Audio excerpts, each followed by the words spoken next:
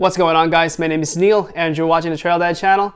So today I'm going to show you how I serviced my rear shock. It's a Rockshox Monarch RT3 and this is the 50-hour service recommended by Rockshox. So basically re-greasing and changing the seals. So let's get on it. So the items that you need to do the service are the Rockshox 50-hour service kit that I got online from Jensen USA.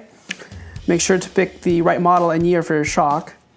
A type of suspension grease, small wrench, a bushing removal tool, and I'll leave the link on some of these items in the description.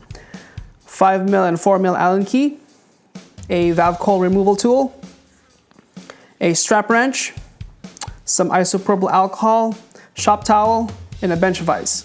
So we can start by removing the bushings on both sides of the shock, then use the soft clamps on your vise to hold it in place. You can insert a shop towel through the eyelet for safety. Using a small pick, you can remove the outer O-ring on the base of the air can. Now you can easily remove the air can sleeve. Now use isopropyl alcohol to clean the air can. Now the air can will be tough to remove, so I highly suggest using a strap wrench so you don't damage the air can itself. Once you loosen it up, you can unscrew it by hand and gently pull it out. There will be some slight resistance, but it shouldn't be too tough. Once you remove the air can, you can check to see if there are tokens in your shock. This is where they're attached, so this is a good time to add or remove tokens to your preference. Again, clear the air can with alcohol. So there's 3 outer O-rings that need to be replaced. Just match the O-rings in your kit. It's pretty easy to figure out which ones fit. So after that, we need to remove the wiper seals and plastic rings inside the air can itself using the pick.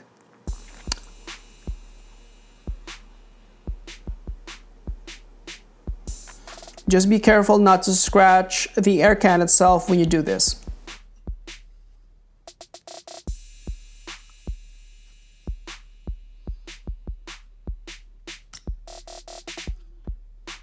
You gotta work and manipulate the plastic rings so you can squeeze them inside. The black rubber seal is placed between 2 white rings, so I inserted them in order from bottom to top. So I got 1 white ring there. So we're gonna insert the seal here.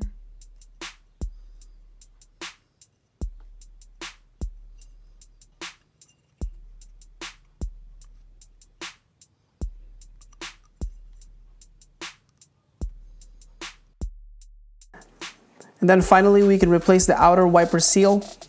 Make sure everything is flush inside the groove and there's no kinks or bending inside. There you go. This kit actually includes the seal grease, so I just used it instead of my SRAM butter grease.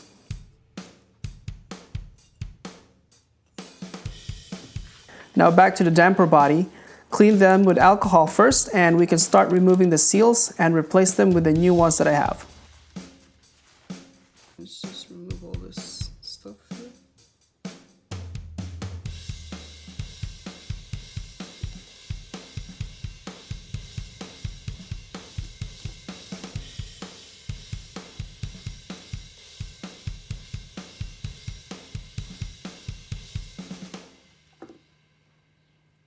And the new seal ring. Alright, and one above it. And then apply more seal grease. Don't be shy, lather it up everywhere to make your shock happy.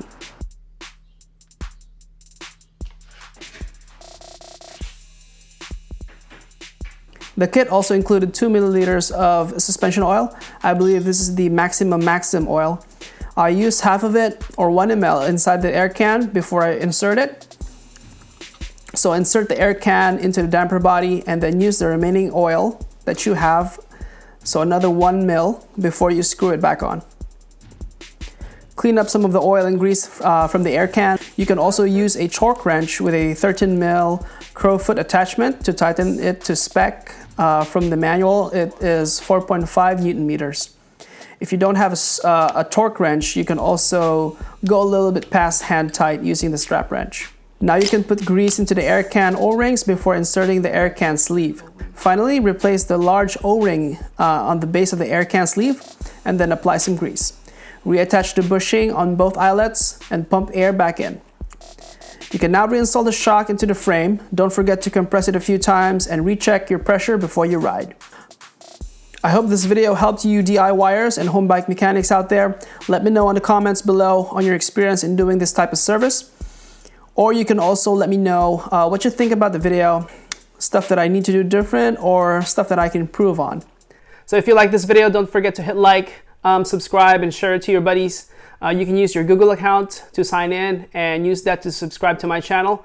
And also don't forget to click the bell button right next to the subscribe button to be notified whenever I put new videos up. I try to put new videos up every week. So I'll see you guys on the next video.